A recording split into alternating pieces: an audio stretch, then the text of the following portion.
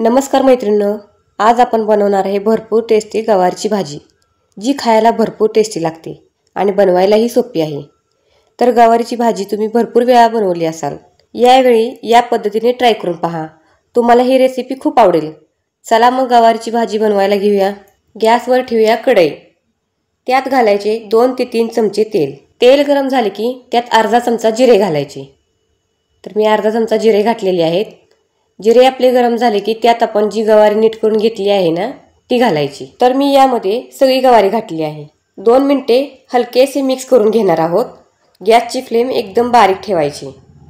तर इथं मी गवारीला छान मिक्स करून घेतले आहे आणि यात थोडेसे मीठ घालायचे, जास्त पण नाही घालायचे। मीठ घातल्यानंतर हे व्यवस्थित आपण हलवून घेऊया। मऊसूत, थोडीशी कडवट पण पोटाला हलकी आणि चवीला भारी गवारची भाजी अशी केली तर सगळ्यांच्या आवडीची होते। बघा मग शेवटपर्यंत, आपली ही गवारची भाजी खूप छान होणार आहे। त्यासाठी कुठेही स्किप न करता पूर्ण व्हिडिओ पहा। मिक्स करून घेतल्यावर आता यामध्ये घालायचे पाणी। तर यामध्ये 1 ते 1.5 ग्लास पाणी घालायचे, म्हणजे एवढे गवारी बुडली पाहिजे। पाणी घातल्यावर याच्यावर झाकण झाकून मीडियम गॅसवर आपण शिजवायचे। गवारी शिजते तवर आपण दुसरी तयारी करूया। गॅसवर मी परत कढई ठेवली, त्यात घालायचे 2 ते 3 चमचे तेल। तेल गरम झाले आहे, त्यातच मी एक मोठ्या साईजचा कांद्याला याप्रमाणे मोठा मोठा कट करून घ्यायचा। गॅसची फ्लेम बारीक ठेवायची आणि कांदा एकदम सॉफ्ट होऊस्तवर फ्राय करायचा, नाहीतर याच्यावर हलकासा गोल्डन कलर येऊन द्यायचा। लहानपणी आईने सकाळी डब्यात दिलेली गवारीची भाजी आठवते ना, तीच चव अजून ओठांवर आहे आणि आज तीच चव परत घेऊन आलोय। घरगुती गवार भाजी अगदी आईच्या हातची। बघा, कांदा हलके सोनेरी रंग घेतोय, खमंग सुगंध घरभर दळवतोय। आता खरी भाजी सुरू होते आणि हे बघा 2 ते 3 मिनिटांनी कांदा एकदम सॉफ्ट झालेला आहे। आता यामध्ये घालायचे 8 ते 10 लसूणच्या पाकळ्या व 1 ते 2 मिरच्या, थोडासा आल्याचा तुकडा। मिरची घालणं ऑप्शनल आहे, जर तुम्हाला नसेल घालायचं तर नाही घातलं तरी चालेल। हे सर्व आपण तेलामध्ये भाजून घेऊया। त्याचबरोबर मी यामध्ये घालणार आहे 2 ते 3 चमचे शेंगदाणे आणि या सर्व साहित्याला कांद्याबरोबर व्यवस्थित फ्राय करून घेणार आहे। थोड्या वेळाने हे पहा, गोल्डन असा कलर आलेला आहे। आलं लसूण पण चांगले फ्राय झालेले आहे। तर चला हे सर्व साहित्य बाहेर काढायचे आणि बाहेर काढल्यावर जरा थंड झाले की एका मिक्सरच्या भांड्यामध्ये घालायचे आणि त्यात थोडीशी कोथिंबीर पण घालायची आणि 1 टोमॅटो पण घालायचा आणि याची चांगली पेस्ट तयार करून घ्यायची। कोथिंबीरचे आरोग्यदायी फायदे तुम्हाला माहीत आहेत का? हाडांना बळकट करते, त्यात असलेले कॅल्शियम हाडांना फायदेशीर आहेत। त्यासाठीच रोजच्या आहारात कोथिंबीर ही खाल्लीच पाहिजे। हे सर्व साहित्य आता आपण बारीक करून घेऊया।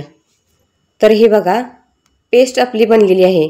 एकदम पण बारीक नाही बनवायचे, थोडे मोठे असे पेस्ट बनवायची। पेस्ट बनवताना मी पाण्याचा वापर अजिबात केलेला नाही, तरीही छान प्रमाणात झालेला आहे। हवे असल्यास तुम्ही यात 2 ते 3 चमचे पाणी घालून पण बारीक करू शकता। चला तर मग पुढची स्टेप करूया। याच कढईमध्ये मी 1 छोटा चमचा तेल घातलेले आहे। तेल गरम झाले की त्यात घालायचे थोडेसे जिरे। जिरे असे छान तडतडले की 1 तेजपान पण घालायचे। खडे मसाले चांगले हलके गरम होऊन द्यायचे। त्यानंतर यामध्ये घालायचा 1 बारीक साईजचा कांदा। तर इथं गॅसची फ्लेम मध्यम ठेवायची। 2 मिनिटे कांद्याला चांगले भाजायचे। कांदा भाजल्यावर येणारा सुवास संपूर्ण घरात दरवळतो। त्याचा करपड गोडसर चवीमुळे भाज्यांना खास चव मिळते। कांदा 3 ते 4 मिनिटे आपल्याला हा तेलात भाजायचा आहे। कांदा चांगला भाजला की भाजी आपली खूप छान लागते। कांदा चांगला भाजला की त्यात घालायची टोमॅटो कोथिंबीर घालून केलेली बारीक पेस्ट। तर मी यामध्ये सगळी पेस्ट घातलेली आहे। आता ही व्यवस्थित आपल्याला भाजायची। तर तुम्हाला एक मी टिप्स सांगते, प्युरीला थेट उच्च आचेवर परतल्यास कोथिंबीरीचा हिरवट रंग हरवतो आणि टोमॅटो करपतो। मध्यम आचेवर परतल्यास रंग, चव आणि सुवास टिकून राहतो। जसजसा हा मसाला आपण हलवतोय तसतसं तेल सुटत चाललंय पहा। त्यानंतर यात घालायचे चवीनुसार मीठ। मिठाचं प्रमाण कमीच घालायचे, का तर आपण गवारी शिजत घालताना त्यात आपण मीठ घातले होते। मीठ घातल्यावर याला मी चांगले मिक्स करते। मीठ ही भाजीच्या चवीसाठी सगळ्यात महत्त्वाची गोष्ट आहे।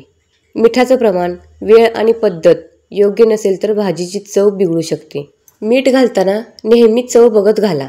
सुरुवातीला थोडं कमी घालावं, नंतर हवं असल्यास वाढवता येतं। चांगले मिक्स केल्यानंतर 2 ते 3 मिनिटं आपल्याला हे झाकून शिजवायचे आहे। 2 ते 3 मिनिटांनी झाकण काढून बघा आणि या पेस्टला चांगले हलवूया। मसाले घालण्याच्या अगोदर 2 ते 3 मिनिटं पेस्टला आपण चांगले भाजायचे. चांगले मिक्स केल्यानंतर यात घालायची मिरची पावडर, हळद, धना पावडर, गरम मसाला. हे मसाले तुम्ही कमी किंवा जास्त पण घालू शकता. तर इथं मी सर्व मसाले चांगले मिक्स करून घेत आहे. बघा या रंगाला आणि विचार करा ही भाजी किती चवदार होणार आहे. मसाला जर नीट भाजला ना कुठलीही भाजी खास बनते. अगदी परदेशातले जेवण विसराल असा घमघमाट होतो हा मसाला खरपूस भाजला की. तर मैत्रिणींनो, तुम्ही कोणत्या पद्धतीने गवारीची भाजी बनवता मला नक्की कमेंट करून कळवा व माझा व्हिडिओ तुम्ही कुठून पाहता तेही मला नक्की कळवा. आता यात घालायचे अर्धा ग्लास पाणी. या मसाल्याला परत एकदा चांगले मिक्स करून घ्यायचे. जास्त पण पाणी नाही घालायचे, अर्धाच ग्लास आपण पाणी घालायचे यामध्ये. ही भाजी आपण सुक्की बनवतोय त्यासाठी अर्धाच ग्लास पाणी घातलेलं आहे. जर तुम्हाला पातळ हवी असेल तर तुम्ही 1 ग्लास पाणी घालू शकता. मिक्स केल्यानंतर 2 ते 3 मिनिटे परत आपण हे झाकून ठेवायचे. का तर परत मसाले आपण घातले ना ते चांगले शिजावे. 2 ते 3 मिनिटे झाली आहेत. याच्यावरच आता आपण झाकण काढूया. तर इथं मसाला पण चांगला शिजलेला आहे. सगळे तेल मसाल्यातून वेगळे झाले आहे. मसाला चांगला मिक्स करून घेतला की आता त्यात घालायची गवारी. तर गवारी बघा एका बाउलमध्ये मी काढून घेतलेली आहे. हाताने दाबून दाखवते तुम्हाला ही शिजले की नाही. मस्त अशी गवारी ही शिजलेली आहे. तर ही पूर्ण गवारी आपण त्यात घालायची, पाण्यासकट घालायची. गवारीला मसाल्यांमध्ये चांगल्या प्रकारे मिक्स करायची आणि चांगले मिक्स करून झाल्यावर याच्यावर झाकून तोपर्यंत शिजवायची. गवारी मसाल्याबरोबर शिजत नाही. 4 ते 5 मिनिटे मीडियम गॅसवर आपण हे झाकण झाकून ठेवूया. अशी गवारी बनवली की मुलं आवडीने खातील. 4 ते 5 मिनिटांनी याच्यावर झाकण आपण काढून पाहू शकता शिजली की नाही. गवारी आपली चांगली शिजलेली आहे. याला चांगले मिक्स करायचे आणि ग्रेव्ही पण जास्त पातळ नाही करायची, जरा घट्ट ठेवायची. जास्त घट्ट पण नाही जास्त पातळ पण नाही ठेवायची. तर फायनली आपली भाजी झालेली आहे. तर आता गॅस आपण बंद करायचा. तुम्ही पण या पद्धतीने गवारची भाजी करून पहा, तुम्हाला भरपूर आवडेल. ही होती आपल्या घरातली चवदार पारंपरिक गवारची भाजी. अगदी रोजच्या जेवणातील हिरवी कमाल. जर रेसिपी आवडली असेल तर एक प्रेमळ लाईक द्या. तुमच्या आठवणी, टिपा आणि अनुभव कमेंटमध्ये जरूर शेअर करा. आणि हो, अशाच घरगुती चविष्ट रेसिपीसाठी चॅनेलला सबस्क्राईब करायला विसरू नका. पुन्हा भेटूया अशाच छान रेसिपी बरोबर. तोपर्यंत धन्यवाद.